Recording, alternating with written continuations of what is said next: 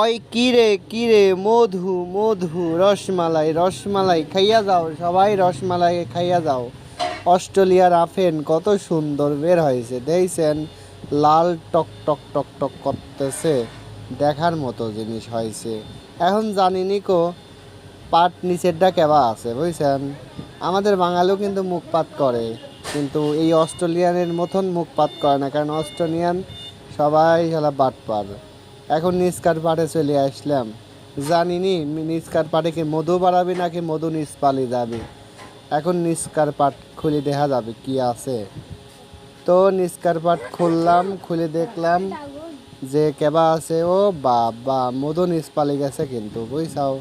দেখো উপরে কত সুন্দর জিনিস দিয়েছে, আর ভিতরে কিন্তু মুখপাত।